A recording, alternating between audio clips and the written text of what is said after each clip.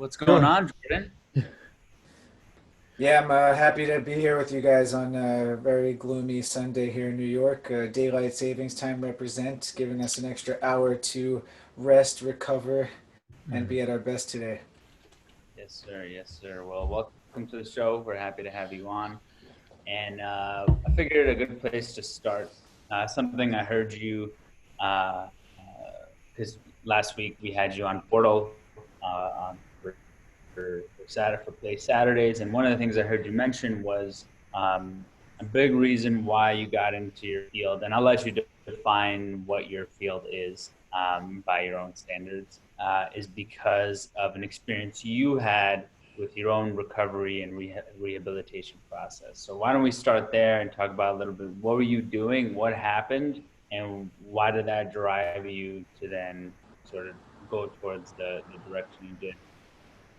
Yeah, so if anyone doesn't know who I am, which is most people in the world, I'm a physical therapist here in New York City.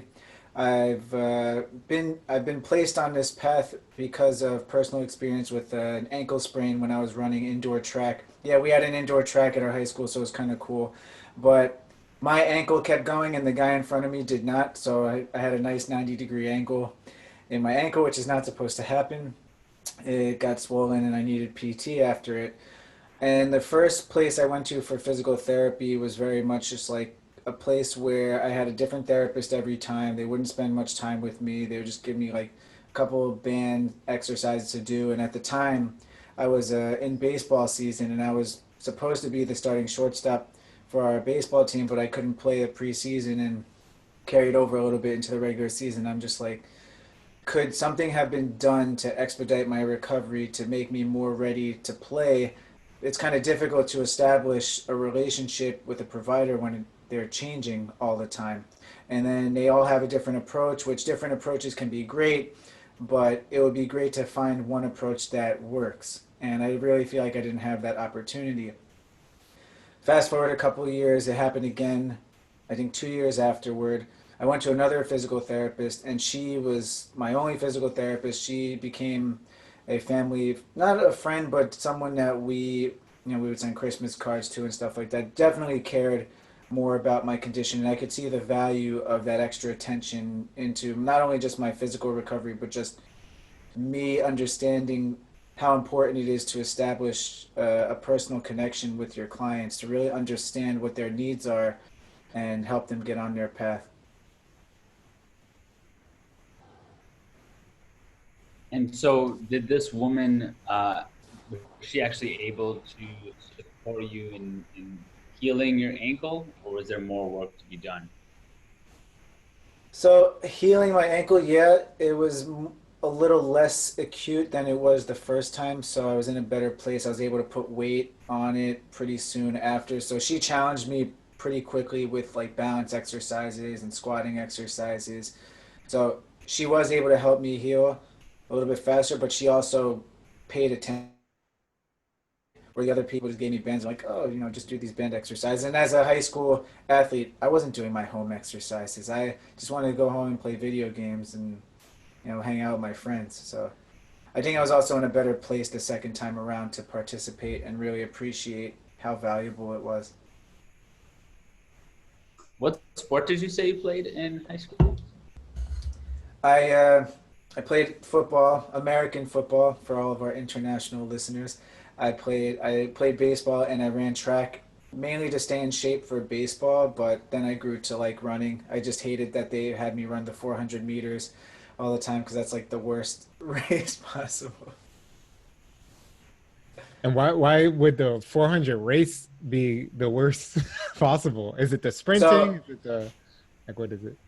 yeah, so I didn't mind doing the 200 meters because you only had to sprint half the track. 400 is basically sprinting the whole track, and there were some pretty competitive runners where I'm from in New Jersey. They don't get a lot of hype because we're not in a big market necessarily, but plenty of people with college scholarships. I knew I wasn't going to be competitive against them, but definitely pushed my limits in terms of like I would be panting at the end of that race. And that's a common injury that happens in these kinds of races. I would say it's not very common. Okay. It's was one of those things where the runner in front of me just stopped suddenly, and I didn't. I had like a split second to react, and I didn't. Yeah, this injury is more related in sports where you have a lot of changes in direction, or you're jumping and you're landing. So, for example, this happens a lot in soccer, happens a lot in football, because there's a lot of unpredictability and just quick cutting, and if your ankle doesn't go with you, then you know it fails. So, so this injury happens. You're back in sports. You're back in high school, and are you looking to pursue sports professionally going into college, or were you already seeing physical therapy as an option? I was seeing physical therapy as an well. Let me answer that first question. I think I realized I wasn't going to be a professional baseball player junior year of high school when I was like, all right, I'm on the varsity team, but when I hear about all the players in other towns that are getting scouted already, I'm like, I'm not there, and they definitely are more skillful than I am at baseball. And I was actually at a point where I was falling out of love with it because of the injuries and because of just other political stuff going on in our local baseball team that I perceived. So in the midst of my ankle, because my ankle would bother me from time to time, and as a precaution, my football coach would just have me get my ankle taped before practice. And in that time, I gained a pretty close relationship with our athletic trainer, who wasn't a physical therapist, but I can tell that her understanding of anatomy and injury in sport was really high. Like she's one of the most well respected trainers in our area for over the past 30 years. Everybody knows who she is. She's basically in the walls of our high school. Her DNAs will always be there. But I took a liking to her. We would talk about injuries and recovery, and sometimes she would just let me shadow her while she's taping other athletes or just doing any sort of bracing. And I was like, yeah, I know exactly what I need to do in order to become a physical therapist. Let's do this. Very cool. So then, let's fast forward a bit. So, I'm assuming you go to school for this, go through sort of traditional training for physical therapy, and you get the sort of the foundational information. And at what point is it during your college career? Is it once you actually get into the field? At what point do you start seeing that there's some links missing when it comes to recovery, when it comes to rehab, and that most of what's traditionally considered physical therapy isn't completely supportive to athletes and just the general pop? So I could speak for myself, but I think it hits most of us when we go out into the clinical world for our hands-on experiences and we see maybe our instructor is a competent or what I would deem a competent physical therapist and someone who's driven, someone who's always looking to learn. But you see a lot of burnt out physical therapists that are just going through the motions, don't really look like they're excited to be there. And I understand why it happens because the way our system works, it makes these clinics have to see more people than they would probably prefer to. And it's very difficult to provide the quality of service that people need in 20 minutes, even 30 minutes. Sometimes you can do a decent job, but you rely a lot on other people and you rely a lot on the clients just trying to figure it out themselves. So I think it's very dependent on that experience. And then when you become a prep provider yourself, I realized, I'd say about 2 years into my career, that I could be doing better than I was. And I'm fortunate enough to be surrounded here in New York by a lot of influential physical therapists who have sort of deviated, been going down this more holistic rabbit hole, even though it's not a rabbit hole, but just, you know, expanding the boundaries of our thought processes and how we were living in this traditional Western biomedical model of care, but there's more to life than muscles and bones. There's more to life than our board exams, which are, let's face it, they're a little bit outdated. I hope that I don't get my license rescinded for saying that on the channel. But ultimately, there's a lot of things that we're learning, and it's kind of like, yeah, learn this for now, but once you're done with the exam, you don't have to know it anymore. And it's like, well, what's the point? what's the point? The point is to pass the test, no matter how they want to slice it. You study, you pass the test, you have some foundational understanding of how to approach patient care, and then your personal experiences will dictate the rest of your career.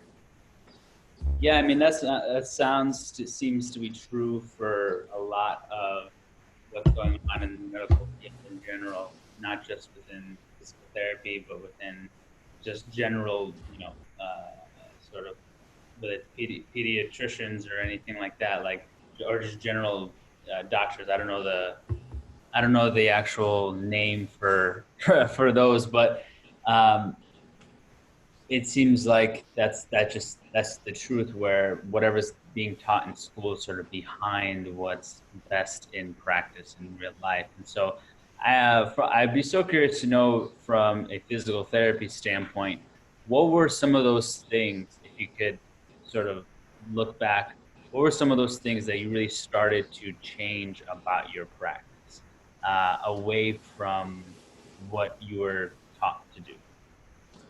Yeah, so I think many of us go into practice being like, we need to affect change with our hands. We spend a lot of time Hmm. studying, doing soft tissue work, doing joint mobilizations. That's how we're going to demonstrate that we're doctors. Because we all graduate with clinical doctorates in physical therapy. It's impossible to do otherwise now. And it's like, in order to demonstrate our value, we have to provide a solid manual treatment. And for many people, that still is the case. They seek a manual treatment, and there are some complexities to it. And if done properly, you can affect massive change in a short period of time. However, over the long term, if you just implemented manual therapy treatment and you didn't teach somebody how to move or how to manage pain, it's going to be a good business where someone just consistently coming back to you. And dare I say, it's the traditional chiropractic model, which is still evolving. And I know plenty of chiropractors who are deviating from that model quite a bit. But it's that traditional, like, you're out of alignment, you're gonna feel better, but then you're gonna be misaligned again, and you have to come back and come back. And my it started to make sense because my father went through that too. He was going to a chiropractor for like 4 years. I'm like, is this really helping you, or are you just like dumping your money into something else other than like buying me stuff? That's hilarious that you say that, because I actually had an experience with a physical therapist about 2 years ago now, where I had a messed up shoulder. I think I did a wrong yoga move one day, and that shoulder was just like that for months.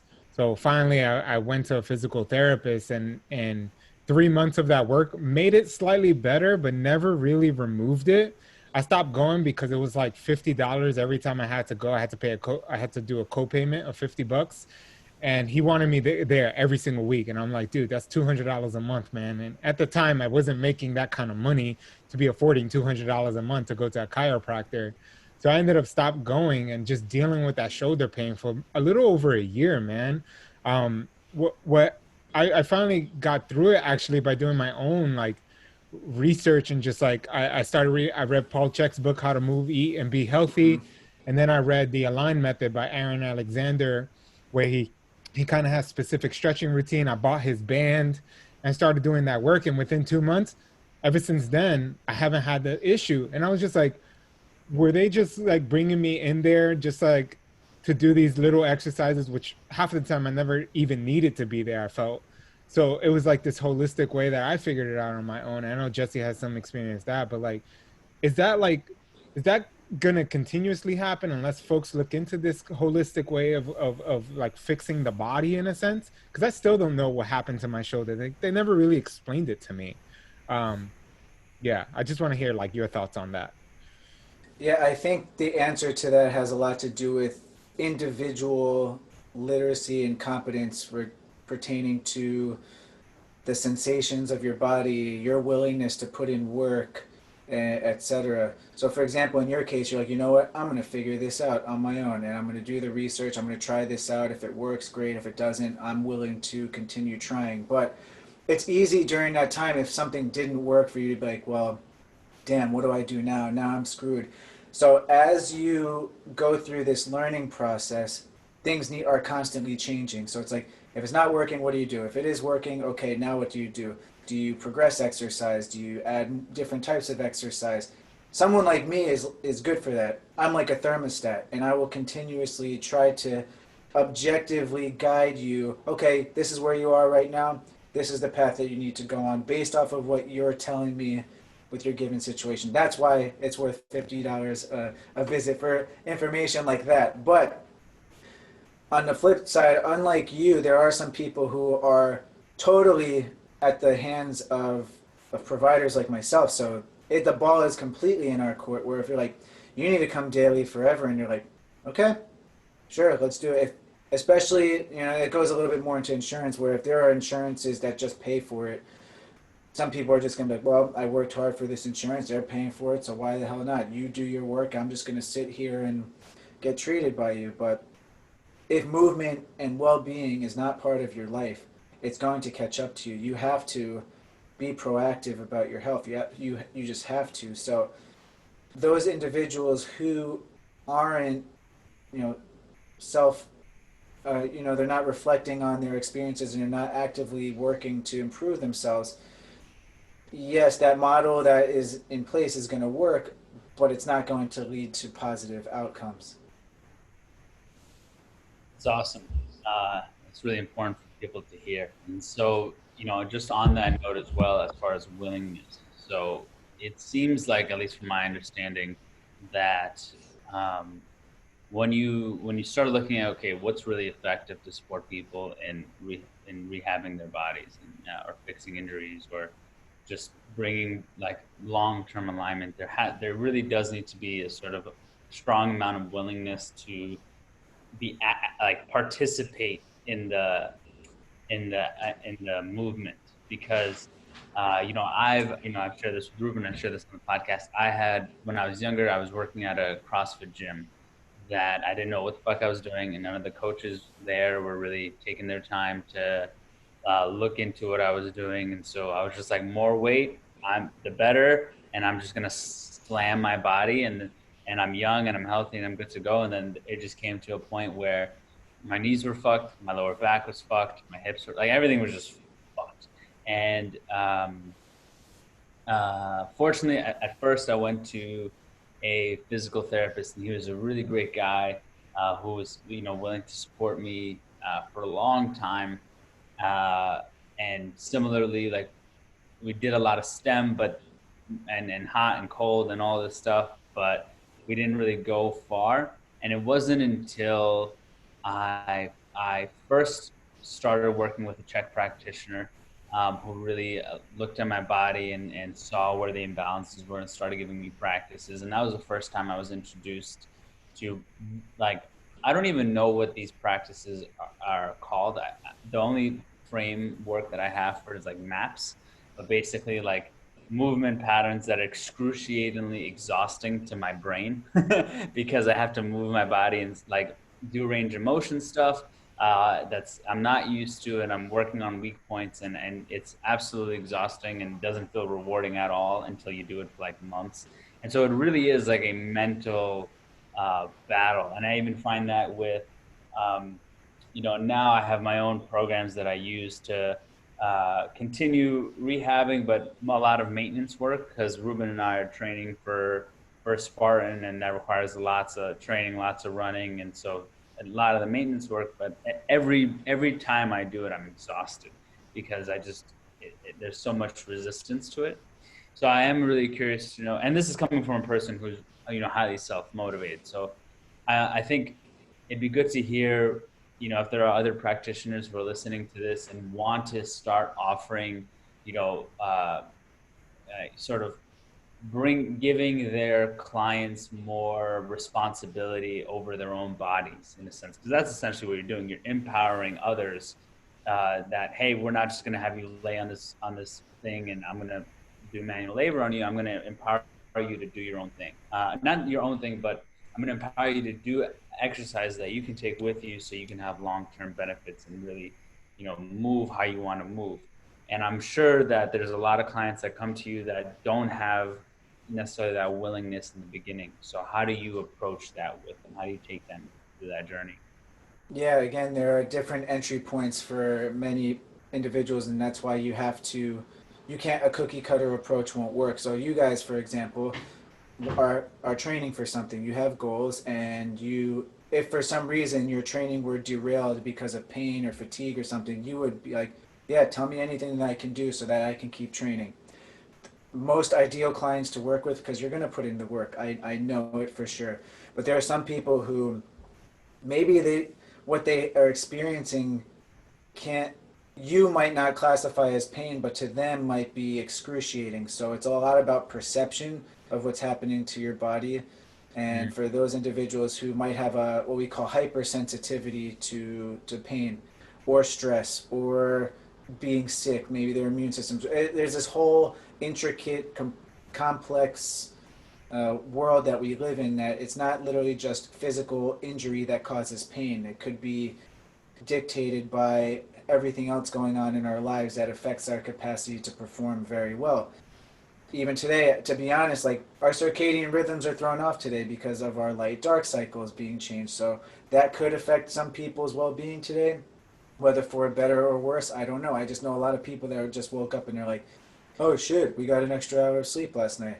I was like, that was a tangent, but I'll get back to the answer. So to help people who maybe are less willing to participate, you have to try to find the lowest hanging fruit. That's an expression used pretty commonly. Find out what's meaningful to them. Mm. I know a lot of people who are like, I know I need to run because it's the only way to lose weight. I fucking hate running. Mm. I will never run around Central Park. You will never find me doing that. Have I done it before? Yes.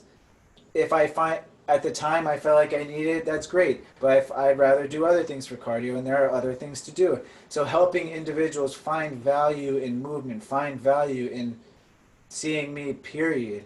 Where it's like the easiest way to get buy-in is to demonstrate immediate cause and effect, which isn't always easy, especially if someone has like on a scale of 0 to 10 for pain, it's the best way we can quantify it, even though pain is difficult to quantify because it's incredibly relative. If it's like a 1 or 2, the effect that one exercise might have in lowering pain is probably slim.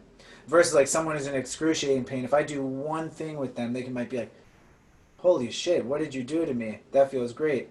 Boom. Now their willingness starts to change a little bit. They're a little bit more comfortable allowing me to say what I have to say, because it all comes down to a conversation. I'm just trying to build trust so that I can affect change with my words and my practice. Mm. Mm. Um, where do you where do you go when you're looking for markers outside of what activities caused the problem? So is that even a place you go? Like, yes, okay, let's say it's an older gentleman or an older woman. She twisted the wrong way or bent the wrong way and hurt her back or hurt her hip. Um, uh, or that's arbitrary, but basically, when you're looking at someone's pain, are you looking for markers outside of just the physical pain? Do you go to other realms in your practice? Always. It's usually not physical. Or Mm. if it is physical, it's exacerbated by the non-physical aspects of pain. So, for example, I don't know about you guys. I mean, I think I'm doing relatively well during COVID, but life kind of fucking sucks right now for everybody in some way. Yeah. So, I'm very fortunate. I have avenues in which to cope with stress and anxiety and all those means, but many people don't. Whether it's financial limitations, whether it's physical limitations, maybe their spouse is annoying them more because they can't break away from them, or they're worried about how they're going to pay rent and stuff like that. And slowly but surely, all these changes, sudden. Usually, what we try to do is limit the amount of sudden change in people's lives. So, for example, if shit hits the fan, a lot of things are going to change all at once. So you try to limit the number of variables that are changing at one time, which is sometimes easier said than done. But for example, if it's like I'm painting an incredibly ominous scenario, and I hope this isn't happening to people out there, but it's like, okay, COVID happens, you got furloughed, then a month in, you spend time with your wife, and your wife's like, I hate you, I want a divorce. So on top of that, Now you're stuck at home all the time. You have no job. Your wife wants to leave you, or husband. I'm not saying it's just one way or the other. It's certainly I'm sensitive to that, so pardon me. But on top of that, then if you had physical pain that was masked by you taking care of yourself, maybe it's heightened now a little bit because of all these other factors going on in your life.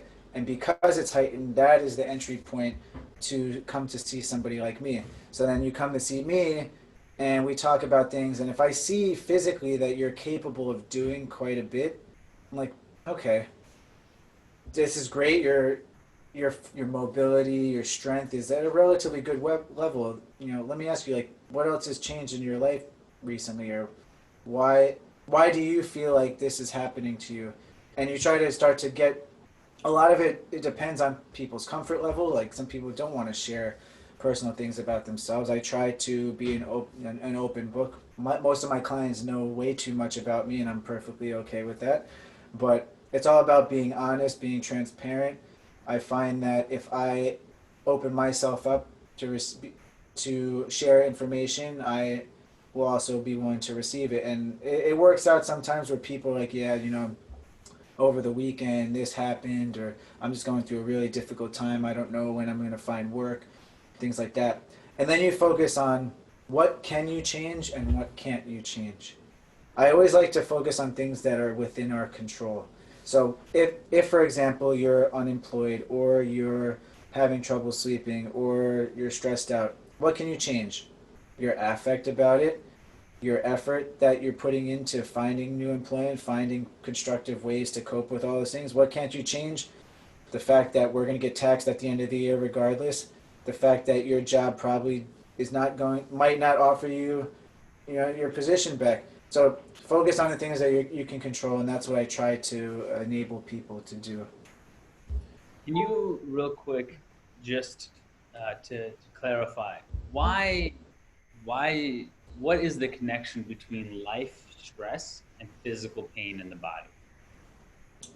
Yeah, it goes back to our fight or flight systems, our sympathetic nervous system. We're always trying to find a balance between a homeostasis. We want to be at equilibrium.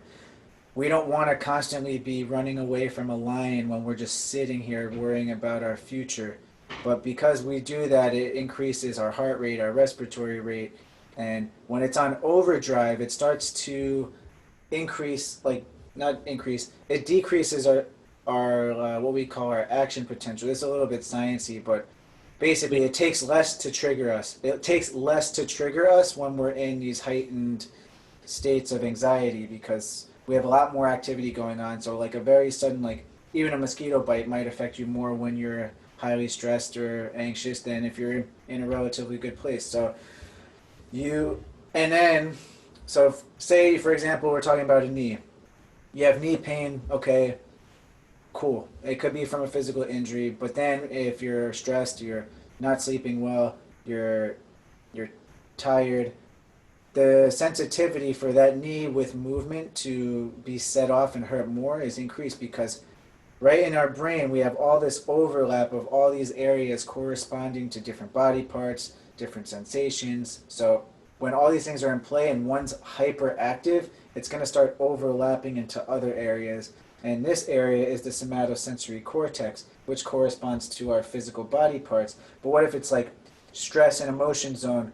Oh shit, it's growing, it's growing, it's growing. Now it's impeding on our somatosensory cortex. It's going to affect the body part as well. That's very much, it's crazy that you're bringing that up. And I love the fact that you look at a client as holistically, not just like, I need to fix the machine part. It's just like, what's the root cause of this part going wrong? Which I Mm-hmm. love that you're doing that, because I feel like going back to when I went to a physical therapist, they don't ask me those questions. They were just like, oh, that hurts, do these exercises and come in so that we can do this physical part. But I'm sure a lot of that pain came from like what I was going through at the time. Um, Funny enough, that pain went away as soon as I paid off this debt that was like looming around me for many years. And once I zeroed it out and I started doing those practices, it went away. So it was like, oh, was I holding that in my body? And after reading a book, The Body Keeps the Score, um, that really taught me like, oh shit, like maybe I really held on to that and it showed up in my body. It started coming out in my body, which, you know, it's something that I think a lot of people don't think about when they're looking at pains. And your kind of work really helps them because you're looking holistically. You're like, I'm going to support you physically. I'm going to ask questions around your what's the root cause of this, and let's work on both these sides so we can take care of this problem wherever it may show up. So much respect for that, man. I really like hearing that and hearing more people talk about that, especially, you know, in this COVID life we're living right now. Yeah, and it's not even just a matter. Well, I appreciate you saying that, but this is evidence based. People do better when they receive education on top of exercise, and manual therapy for that reason. So, I think a lot of it comes down to how comfortable are you communicating. It's almost like convincing someone to marry you at the end of the day. When it's like getting buy-in. Some people will be like, "Oh my God, yeah, I'll marry you today," but some people are like, "Oh, I don't know." Especially here in New York, there's a lot of other options. Why would I throw all my eggs in this basket when 10 minutes later I could cross someone who is more successful, better looking, all this other stuff? Must be the case with me that the people are doing, but that's that's for another day. That's for the dating podcast that I'll be on. That doesn't exist, but if there were, I would talk about it. But yeah, it's I will say there are certain things I don't feel comfortable talking about. Sometimes they might need more mental health support than what I can provide. I only talk about things that I'm comfortable with. If they need more ongoing support and it comes to the point where it's like, this is definitely more of a mental health issue than a physical issue, and perhaps we can work on those simultaneously, but it's something that they need to go down this road first, and then maybe in a month's time, 2 months' time, they'll be more ready and willing to get the most out of the physical therapy. Damn, I say physical therapy intervention.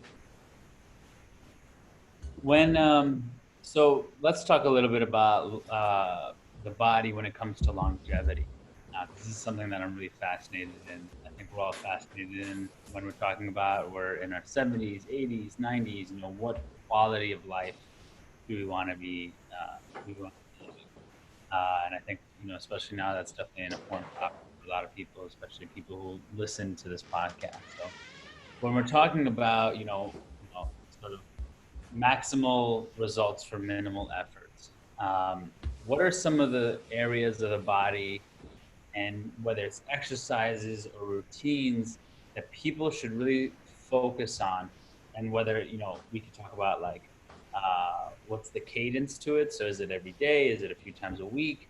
But what are the areas of the body that you find most important for people to maintain good structure with, so they can find themselves, like I said, 80s, 90s, maybe even 100, still moving like, you know, like a happy fish. I don't know what I'm saying, Yeah, but I get where you're going with this. If And I know many people use time as an excuse, like, oh, I don't have time to exercise. If you literally choose one joint to work on, it better be your hips. 100%. The hips don't lie, and I know Shakira's don't. I'm obsessed with her. She's great. But in terms of like what the hips offer us, if you don't have, if you have limited internal rotation in your hips, if you have limited hip extension, those are precursors for developing lower back pain. Our hips are what gets us to stand up from taking a dump, from getting off of the floor, from walking. Our hips are stabilizing us all the time. Every time we're on one leg, whether we're going upstairs or we're just simply walking, we're always about stabilizing through our hips. So we need a certain amount of range of motion in our hips, a certain amount of endurance and strength. Hands down, that would be my entry point for whether someone has a shoulder injury or a knee injury. I would always look at the hips. I look at the hips all the time, period, because they're so important. so could you recommend the listeners a few exercises, maybe 2 or 3 that they could do every day? You know, whether it's in the morning, whether it's in the middle of their workday, before bed. What are some exercises they can do, you know, every day? Yeah, so I'm going to make a broad assumption that everyone who's listening knows what I'm talking about when I say the names of these exercises. If you're practicing something like yoga, for example, you probably cover the bases here. But that's another conversation about what flexibility versus mobility means because they're not interchangeable. But from a global like prerequisite flexibility range of motion perspective, I would say doing something like child's pose, doing something like cobra, and there's another pose that I like doing to open up the hips. It's called frog pose. Some yoga practices do it, others might not, but that's a good one for being a hip opener. So at the very least, now that's assuming you can get down to the floor. Once you can't get down to the floor very easily, that should be one of those aha moments, like, oh shit, I should probably do something so that I can get down to the floor. There's like I think there's certain milestones in life when something that is just like part of daily life becomes incredibly difficult. You should be like, shit, I should probably work on this. Even though some people are like, that's just me getting old. And it's just, I'm gonna end up getting a fake knee. I'm gonna use a cane, then to a walker, then to a wheelchair, and then it's like this age-old like narrative that I think finally people are starting to realize is not it's not we're not destined for the wheelchair. We're destined for greatness and movement. And I mean there are so many reasons as to why people feel that way and why some people end up that way. Depending on the time I could talk about that, but work on your hips, and if your body's talking to you, listen to it. I think that's what I would say. That's dope. And actually, you bring up something that I think would be a great topic to get into. So, you mentioned yoga, right? Mm-hmm. And I have I really want to go. I really want to go down this rabbit hole because I've heard. Okay, so when you first hear about yoga, most people when you first hear about yoga, you hear, oh, it's great for flexibility, it's great for mobility. You get to open up, get your body moving, and all these things. It's great for your joints, and and all this. And then I remember I was doing it very lightly, but then at the start of the shutdown, I was like, I got an Allen Moves membership, and I was doing yoga multiple times a week, if not almost every day. And at first, it was really awesome. It was a good time. But what I started to find, especially with back bends, what I started to find was I ultimately got a sort of minor case of sciatica. I started to have that. And even before I started doing yoga, I don't know if you know about, I think the company is called Functional Patterns. I think that's the name of Functional Movement Patterns. But the guy, I'm sorry, I hate that I can't remember the name of the company or the founder, but the founder, he's kind of full of himself, and he's done like full on 2 hour YouTube videos about why yoga is like terrible for you. And I never sat in and listened to the whole thing. Uh, but I am curious to know because there were parts of yoga that I really enjoyed, whether it was the ability to follow my breath or do a lot of twisting patterns, which is like when you're a lifter, like you're not doing twisting all the time. So I found that, interesting. Um, but I did, like I said, I did end up getting a minor case of sciatica. And what was weird about it was that I could still do like full on forward folds. My back was bendy as hell, but I was having this really sort of dull, sharp pain. And it wasn't until I stopped yoga and started doing, like I said, like I mentioned before, some more map stuff and range of motion stuff that I got rid of it. So, can you speak into that a little bit? Yes, and I'm gonna speak with my limited understanding of your overall situation, but what it seems like is that there was an acute increase in the amount of times you did yoga relative to the rest of your life. So you're introducing a new movement, or even if it's a movement that you've done before, more frequently. So you're consistently testing the limits of your range of motion, and what your back was telling you is that it's not tolerating that very well. It's you have a hypersensitivity, and this is another conversation about sciatica versus a lumbar radiculopathy, where I think a lot of people call things sciatica, but sciatica is only when it truly starts in your butt. But if you're feeling back symptoms as well, you have to think, well, it's not just your sciatic nerve. The remedy is not just to do a bunch of pigeon stretches. That's not going to make a difference. And if you're smiling because that's what you did, then I'm a, listen. Every time people go on the internet is a beautiful resource, but it's also one of my enemies because I have to defend myself against what the internet says.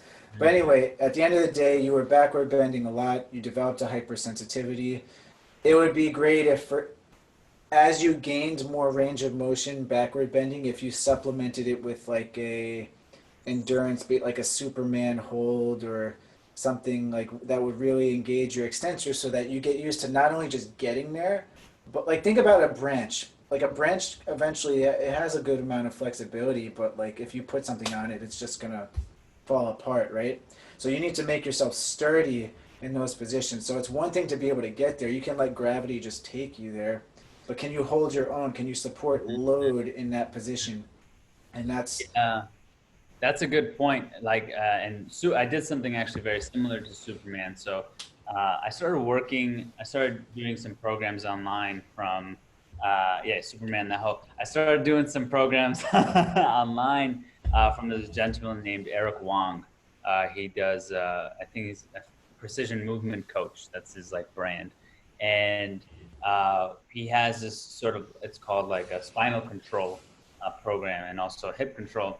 And one of his biggest focuses is obviously he has like some of the exercises are meant to decompress the lower back, but also a lot of the exercises like bird dog, for example, he uses to activate the psoas muscle, so I can start really using my core more often to um, like you said, be able to sustain my back.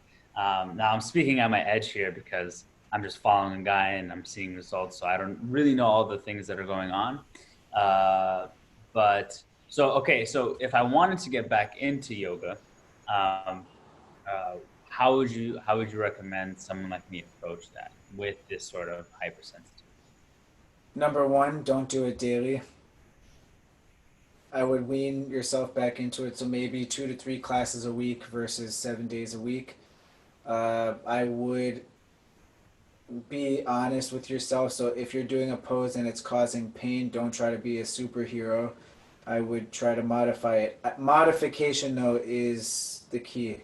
I think you can still, because some people are like, I don't want to go back until I'm 100% ready to do it. It's like, you may never, you don't know when you'll be 100%. It could be 2 months from now, but does that mean you're just going to stop the movement practice that you enjoy if most of the poses are not causing symptoms? Like, no, I would advise you to try it. But for example, with those backward bends, I'm assuming it's more of like a back bridge situation for you, or is it something like you're just standing up and bending backward? Yes, that one. Okay. So yeah, there are various degrees in which you can backward bend. So instead of doing that, for example, you could, I don't know, slide your hand down the back of your leg so that you have a little bit more controlled backward bending. And so instead of just being like, I'm just hanging out here and whatever, it's like you can kind of tiptoe. You can like, there's a saying, I'm gonna, because you guys are profane, it's gonna be incredibly well received. One of my biggest influences is a guy named Greg Lehman from Canada, and in Canada, I guess everything goes except for the gyms right now because they're going backward. But and hopefully we don't. But that's a tangent. But he said in terms of pain with exercise, poke the bear, just don't dry hump the shit out of it. That's So ultimately, when you're moving, that's the approach you take. It's like you want to test the limits of your movement and your sensitivity. But if you go too far, then you dry hump the shit out of it, you're gonna get eaten by the bear. yeah, I definitely dry hump the shit out of a lot of things when it comes to when it comes to movement and exercise, and it's something I have obviously because of all these injuries have had to humble myself to and really try to take my time, especially with running and all that stuff.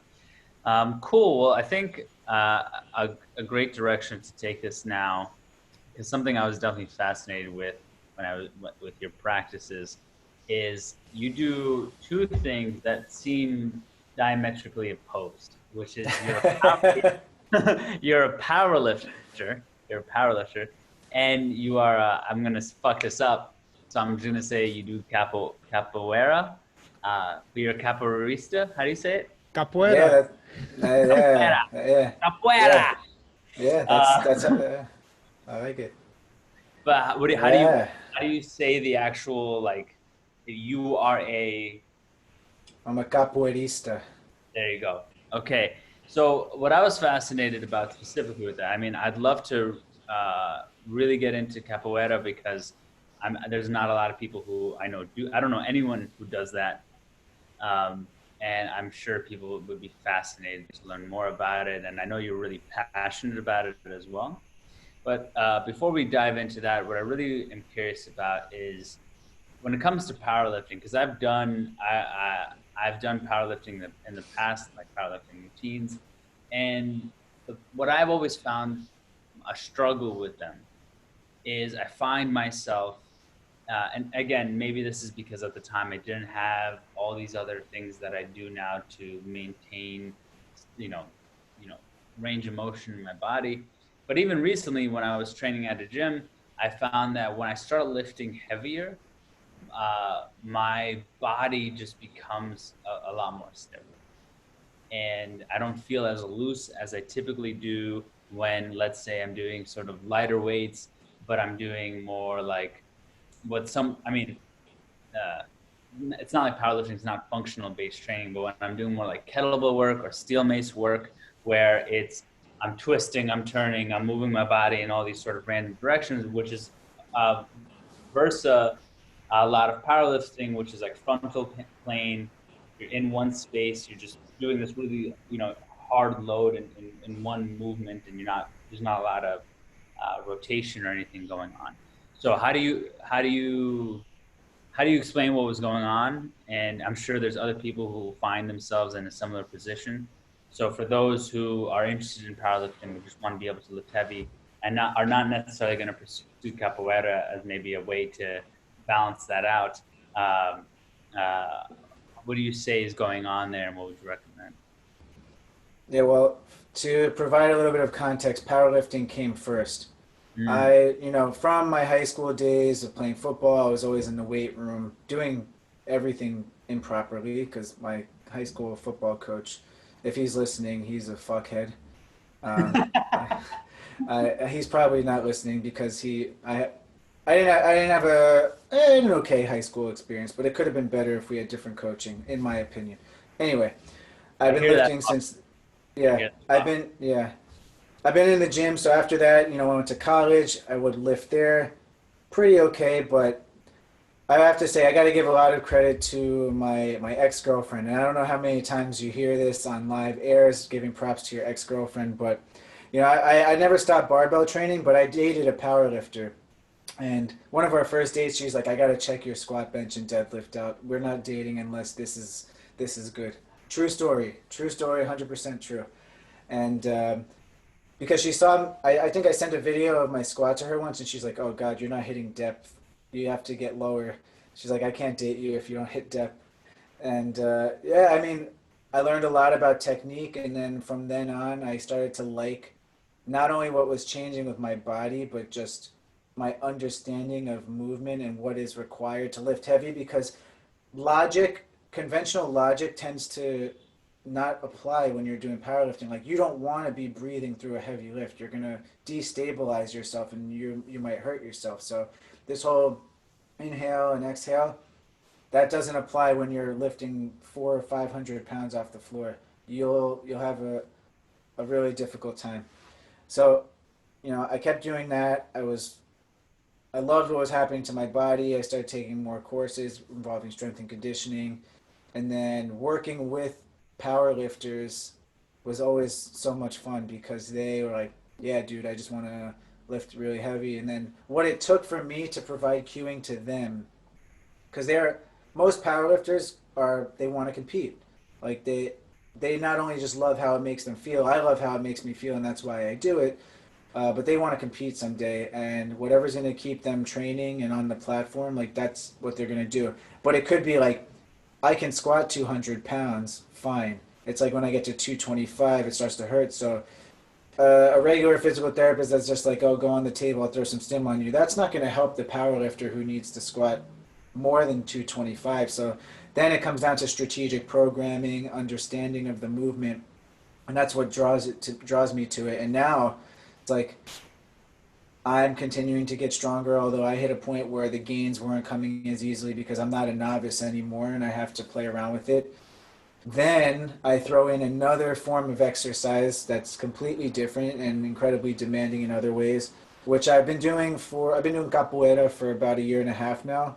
So not that long.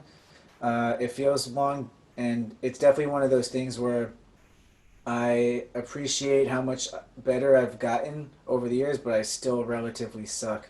I still relatively suck, which is like part of the appeal because even the most tenured capoeiristas are still always trying to find room for improvement in their game. But I think my thing with capoeira is I realized in powerlifting I wasn't testing my mobility in the ways that I know I was capable of testing. Like every mobility course or yoga class I've taken, I have way more mobility than the average power lifter.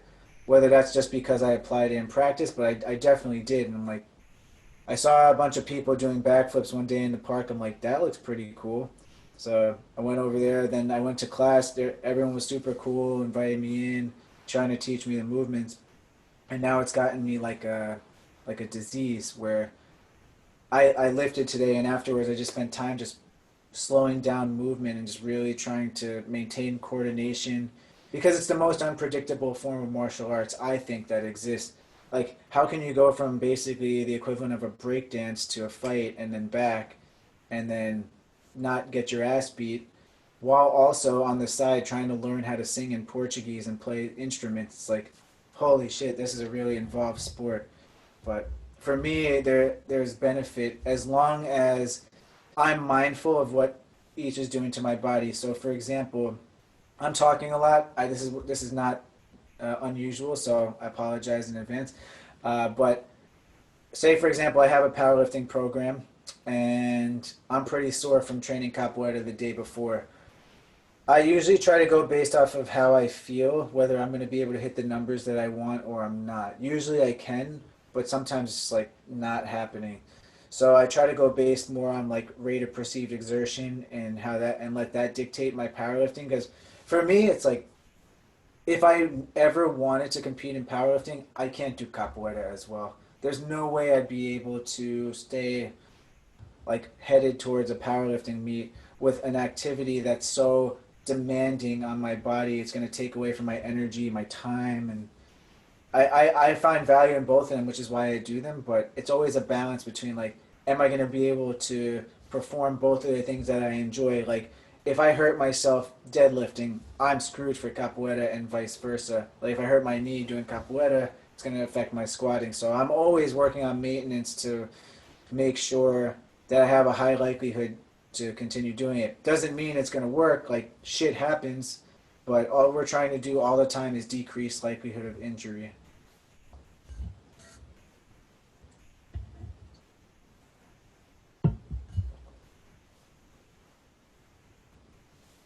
Go ahead, Jesse. Um, well, so for can you talk a little bit more about, because I'm just so curious when it comes to capoeira, like you mentioned that in like what goes on in a class? Because you said there's the movement, but then you're also trying to learn how to sing and play instruments. Why is Yeah. that? What's the importance of that? Can you actually So explain a little bit about what actually capoeira is and the history behind it? yeah. So capoeira is a very unique sport because it stems from slavery. So from Angola, the origins are from Angola. Went over to Brazil. The Brazilian slaves were disguising fighting in a dance because the slave owners didn't allow them to learn how to fight. So what they did was they disguised it in a dance. And a lot of the instruments that we play today were just things that would, I guess, would be on a farm or something that were readily available. Lots of wood, string, rope comprises a lot of our instruments. But it's this very cultural experience where the energy from the instruments and the music dictates a lot of how people play each other in what we call the hoda, which is when we form a circle around two people essentially that are basically going at it. And by going at it, it's more just like I'm going to put you in positions where you have to duck out of the way. I'll let you do your thing. But it's like you can go hard. That certainly happens. But in our case, it's like throw a couple kicks, get into a couple escape positions, then do what we call floreos, which are like the signature flips and stuff that people like to see. But it took me even a while to realize that in order to do those things, you have to learn the basics very well. Otherwise, people are just going to mark you and wait for you to do those flips and then come down and hit you when you're not expecting it. I had And oh, go ahead. I had a friend who actually did capoeira, so that's how I got introduced to it, and it's actually popularized if you play video games. Tekken, there was a character, I think his name was Eddie, who Yep. fought in capoeira. So that was I remember learning my friend doing it and him telling me about Tekken and me playing with Eddie and being like, oh, this is dope. Like it's a dance form of fighting, but the way you're moving is so it's like a trickster because you're like you never know where it's gonna come from. Like you never know like how this person may attack in a sense. But I don't know. I guess, and I would like to know about this because I never asked my friend. But is it used as just a fun way of like a playful kind of thing, or do people actually use it if they have to defend themselves? Like I've never heard of anyone defend themselves using this form of martial art. Go on YouTube and look up. There's a viral video of a capoeirista taking out a BJJ artist with our signature kick. It was like heel to chin, like one hitter quitter type thing. So yes, it's used to defend ourselves. That's ultimately how where the origins came, and we do have competitions in Brazil yearly. Obviously, not this year, but people go down there and they try to handle their business. And on the streets in Brazil, people are handling their business. Here, it's not so much that. It's obviously you're if you're not ready, you'll get hit. But we're not fighting to hurt each other. We're fighting more to be like, I could have got you, but I didn't, type of thing. But at the same time, it's like I hit you, but now I'm gonna get away from you. So you are basically trying to be a moving target. A lot of it is playing around with vision and trying to distract people. So like doing these beautiful backflips and stuff is an escape, but it's also a distraction because you're just like, oh, what's gonna happen? You land, pow, don't even see it coming. So a lot of it is just strategy as well.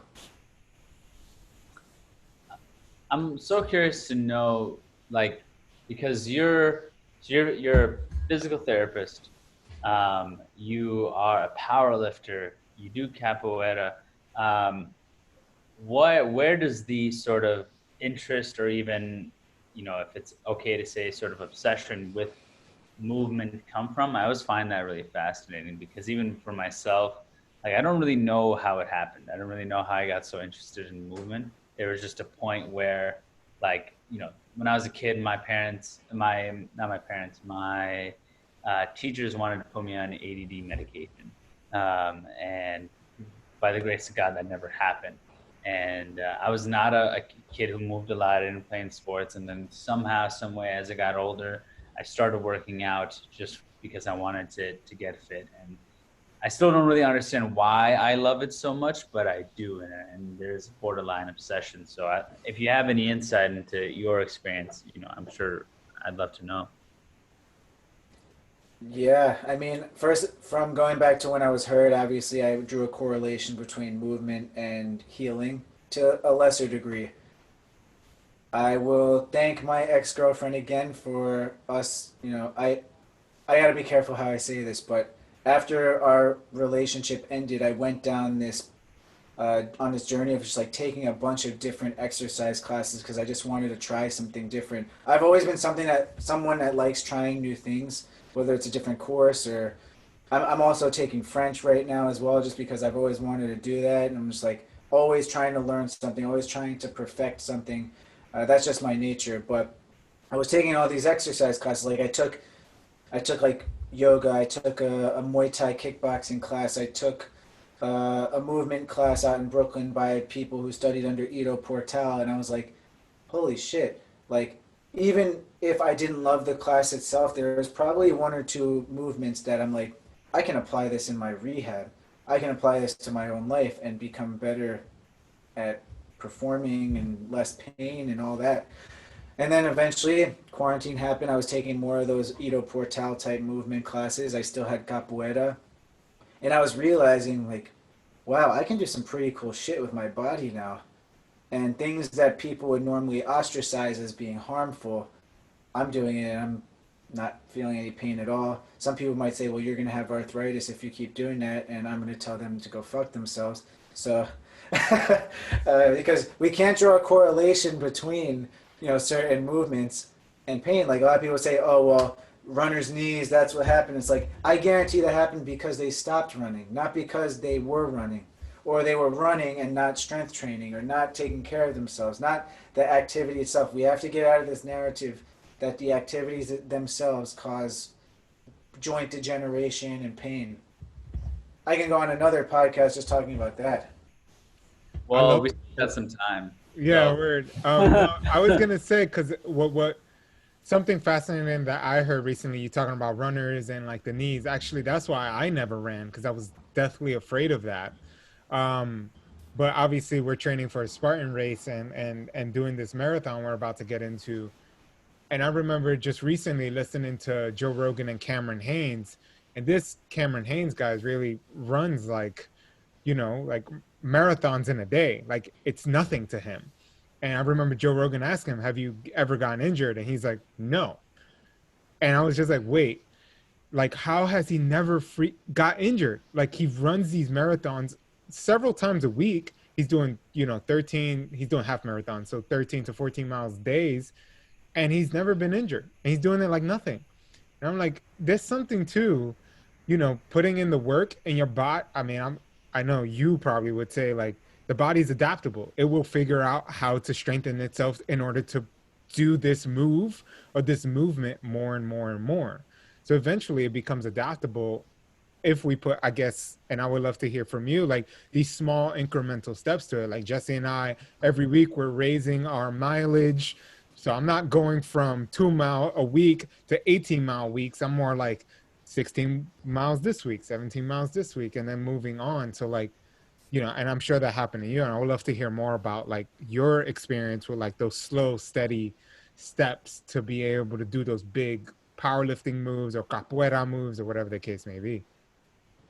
Yeah, when I'm introducing an individual to powerlifting, we first try to see what their goals are. We try to create a baseline of what their strength is, how many days a week they can apply to going to the gym, because some people have more time than others.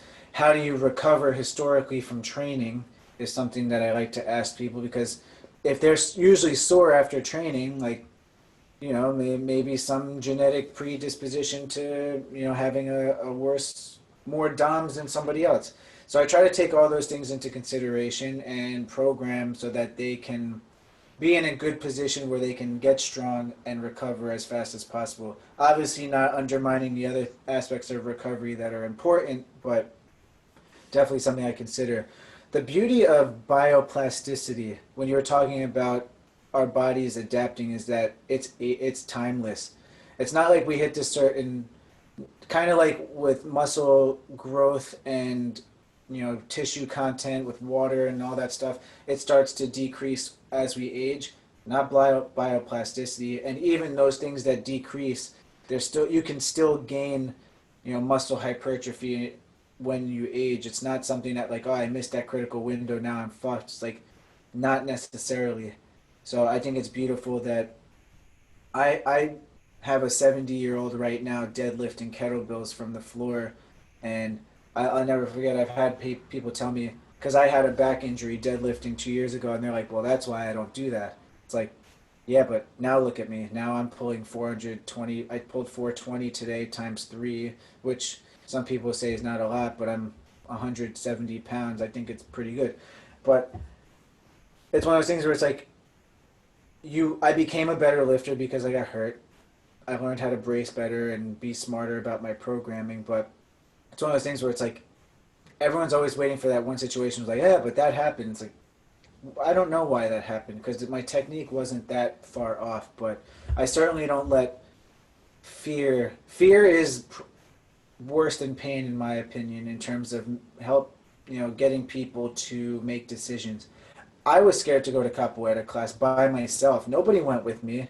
I went in there by myself. I saw the equivalent of Eddie in my first class. As a matter of fact, he's a world-renowned breakdancer from Brazil who also does capoeira. He was at my first class. And when I saw him, I was like, you to say intimidated is an understatement. But he was one of the first people that came over, and he's like, "All right, grab my hand. You're gonna do this crazy move that I just did." I was like, "Fuck out of here! You're kidding me, man."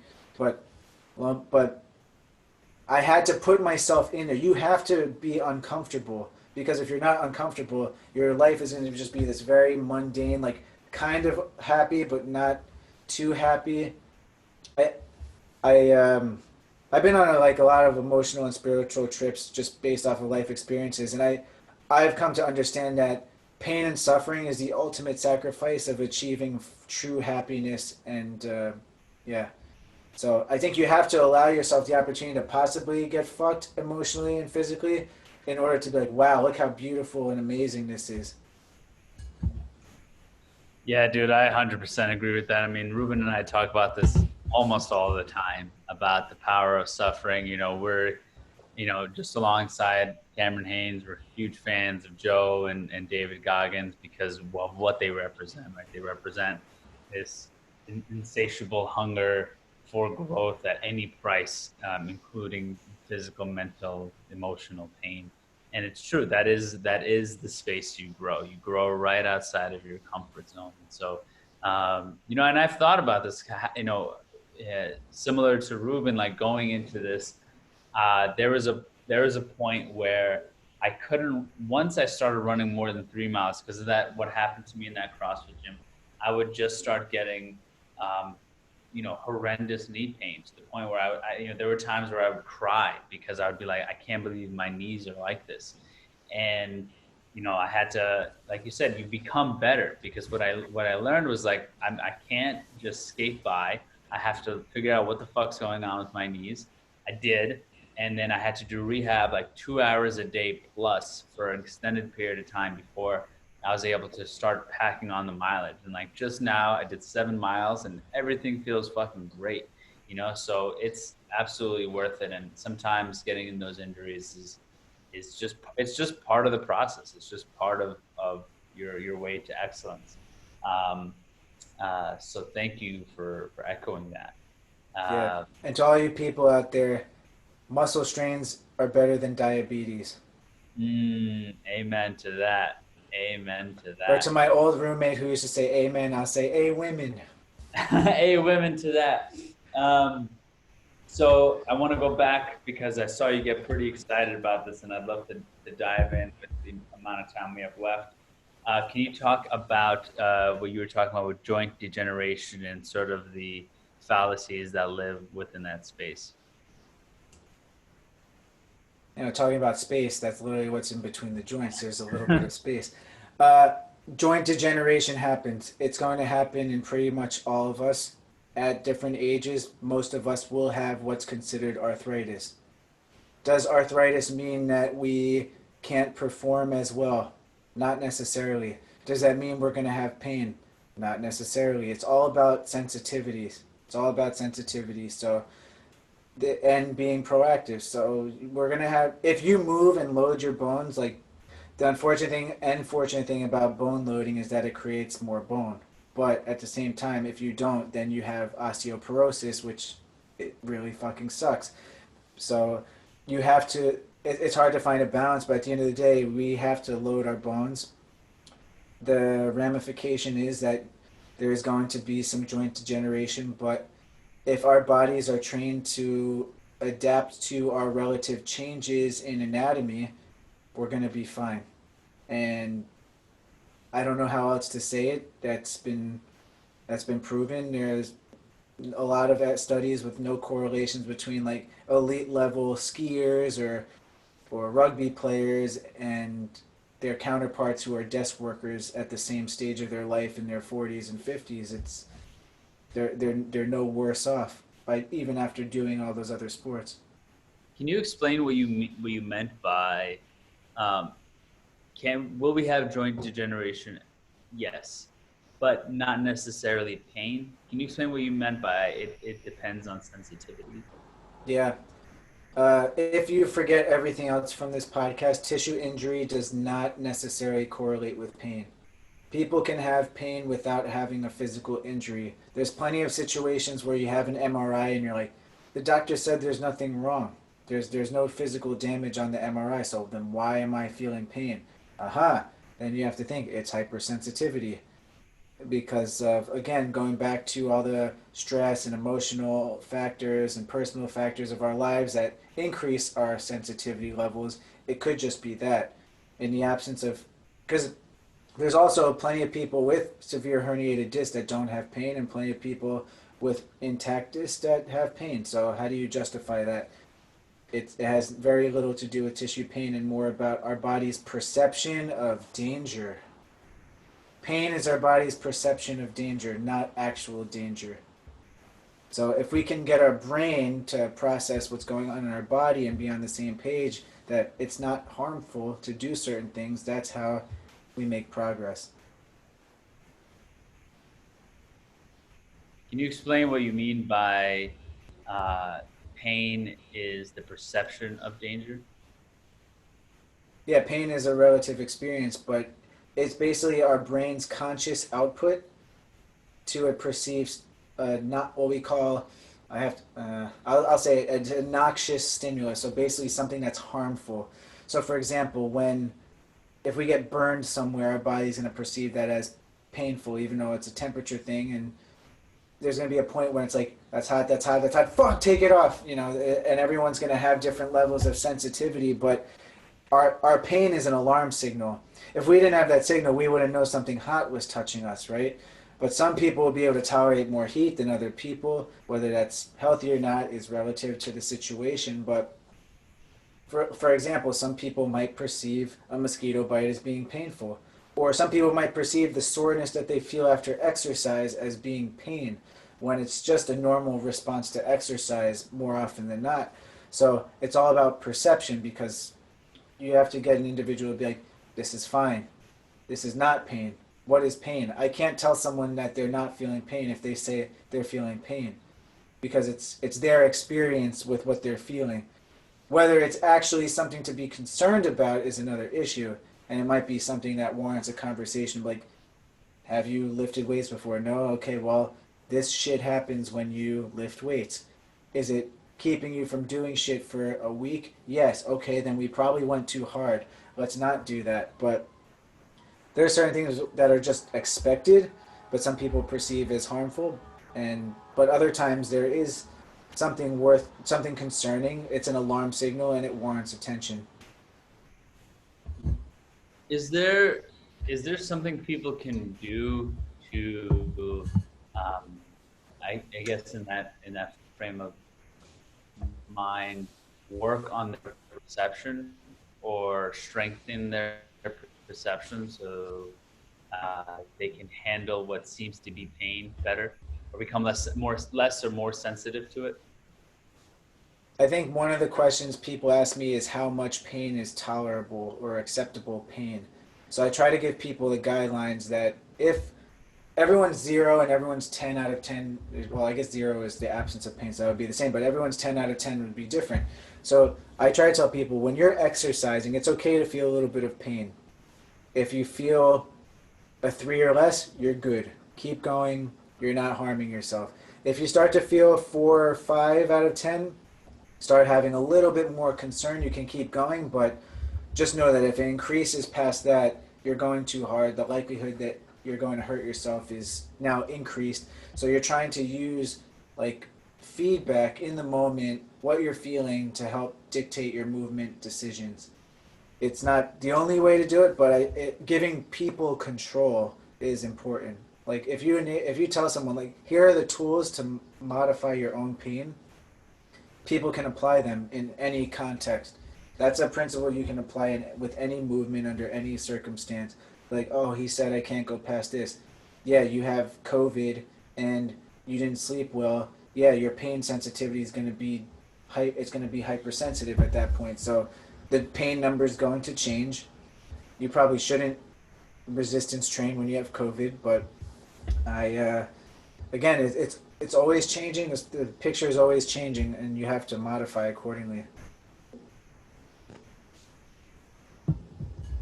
And so speaking of COVID, where just from your practice working with others, how has that shifted because of everything that's going on? I actually have been pretty lucky.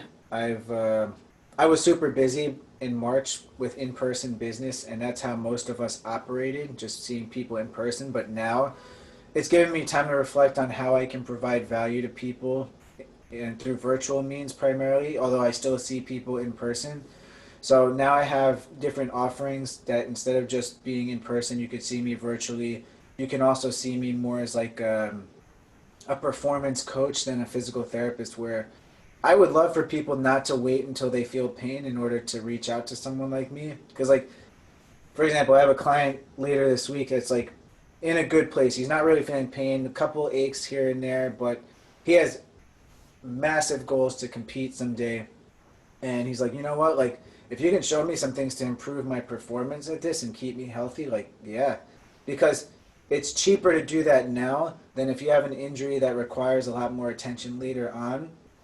It's just like, ultimately, do you value investing in something even though you don't have the feedback that you need it necessarily? It's tough where people don't usually see physical therapists until they're feeling pain. But now it's like, well, how well do you want to live? And how do you value investing in that now before there's a chance that things might not be so great if you don't do this? That and it's funny because you lead me to the question I actually have for you. So like in this COVID life, right? Like a lot of people are working from home, a lot of people are sitting on a chair all fucking day, which is definitely not healthy. Like for me, as me and Jesse are we're huge advocates of movement, fitness, and all this. So like throughout the day, I'm constantly switching between sitting and standing. I don't even have a chair. I use an exercise ball to consistently work my core throughout the entire day. You mentioned hips. I work on my hips all single day. Every single day I do like stretches, I do movement just to make sure my hips, I sit on the floor to get up several times a day. Like I'm doing all these small little things to know like when I'm 90 years old, that's my goal. Like to be able to get up from the floor with no problem, to be able to pick up my grandchildren with no problem, through doing this daily exercise. So, is there anything else that folks can do possibly in this COVID era to move their body that makes it, it's accessible to pretty much the average Joe or the average Josephine, to put it in both, right? Like, is there anything that they can do to prevent these injuries in the future? Yeah, move regularly. I think, for example, like I've been readjusting myself often while sitting here. It's like if you feel uncomfortable, just fidget a little bit, change your leg position, change your sitting position. Anything. I'm gonna steal this from another pioneer in the fitness industry, Dr. Andreo Spina from FRC. He came up with functional range conditioning, but basically your next position is your best position. So you don't want to maintain a certain position because it's going to be uncomfortable. I mean, sometimes you have to, but if you don't have to and you feel uncomfortable, it's okay to slouch when you sit, even though people say, oh, you have to sit nice and tall in order to be at a computer. But if you do that too fucking long, it's going to hurt too. So it's okay to, move all around and give your body's refreshment, neurological refreshment, playing around with the sensory nervous system. So it's like, all right, if I move myself in this herky jerky type of way, my body's like, oh, that's different. Getting some lubrication, the joints, it's a beautiful thing. But people have to find the movements that are valuable for them. Some people will be like, I was told I have to do these, so I guess I'll do them. But you're gonna do something that you like doing more often than something that you're just told to do. That's why I tell people to do some random ass shit. And hey, if they're having fun with it and it's accomplishing the goals, so be it. I've made recommendations of people I know I like this better. It's their experience with movement. It's not mine. So giving people choices is what I'm all about. Dude, that I think was probably some of the best advice on this entire podcast because, you know, I being someone who goes, okay, this is the best thing I'm supposed to do, then I'll do that.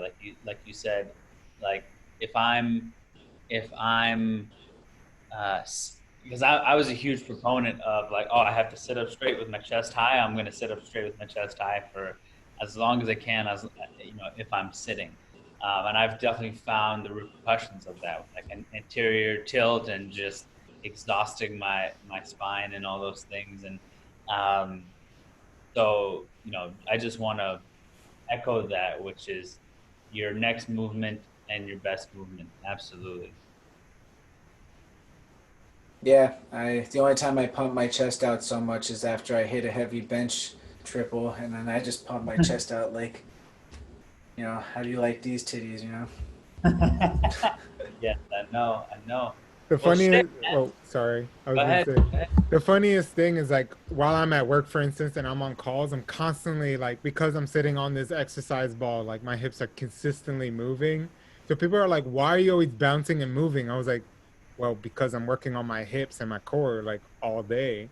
So it shouldn't be weird. Like, why should I be on a camera just like so suit and tie and like ah, and it's like I hate that that people think. And I love that you said that your best position is your next position. That's, I hope I said that right. Yeah, It's just flip it and reverse. reverse it, but that's all right.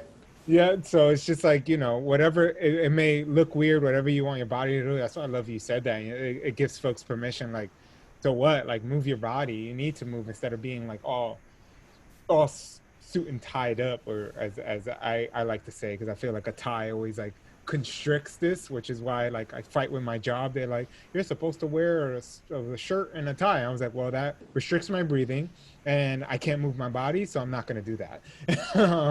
So I'm very like strong about like movement and them understanding that that's not the way I want to live. Yeah, well, it's very easy, especially here in New York, to see the ramifications of not moving. Every time I go on the subway, I see someone taking their time or holding onto rails to sit on the chair. When I'm just like, I sometimes don't even hold the poles on the subway, not just because of COVID, because I'm like, just want to test my balance out or do some crazy stuff on the subway. Um, I mean, crazy stuff happens on the subway anyway, but people probably look at me funny, but I really don't care because I want to give my body constant input, and it's fun. It's fun for me to do stuff like that, and I think because it's fun, I do it more often. And I can't, and I say what I said about people taking their time sitting down, not because I'm blaming them. A lot of it is just like miseducation or, you know, apathy, and a bunch of other things, cultural beliefs. There's a lot of barriers as to why people do what we do, and I embrace that. So I'm not saying that to speak negatively about people like that, but that is what happens if you're not consistently like squatting or doing some sort of hip related exercise. That's what happens. So and this is perfectly in line with your next question. So for those who, let's say, they're listening to this podcast, we're almost, an hour and a half in, and they're listening Hopefully, because, people are still listening. oh yeah, people are still for sure. They fucking better be. No, I'm just kidding. So if someone's listening to this and they really struggle with finding movement in their life, right? Like it's not something that comes easy to them. They feel sort of sluggish, most days. Um, or like you said, they create the excuse that they don't have the time or whatever it is. Um, but they're looking for inspiration. They're looking to be inspired to get out there and move every single day, whether that's just walking, whether it's just, shifting your position as often as you can.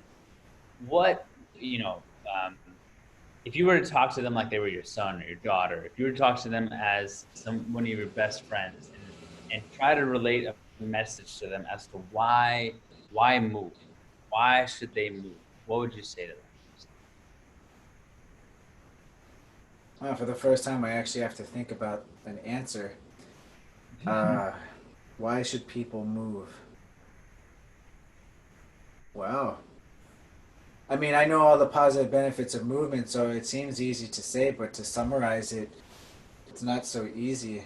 Well, what does movement allow us to do? It allows us to explore different capabilities of our body. It allows us to interact with our environment. I mean, when we're kids, we're playing, we're learning how to interact with other kids, the playground or the ground in general. We have to interact with our cabinets and taking things out of them. We're lifting things in a crowded grocery store or something. We're always playing around with our environment. And for example, I went on a hike the other day and I'm like, holy shit, my ankle definitely twisted a couple of times, and if I didn't work on that, I might be shit out of luck. But because I do, I actually try to find unstable rocks to walk on sometimes just to test my ankle strategy a little bit. What movement does is it gives us options, and having options decreases our likelihood of seriously getting fucked. Like, for example, I also busted my ass because it was wet on Wednesday when I was hiking and I slipped on a rock and I fell. My judo background came back in because I did a back break fall, but if I didn't train myself to be able to have the range of motion and control that I have, you could be looking at a serious injury for me. So for people, the more you incorporate the movement, the more possibilities you have. And when you have possibilities, you have success.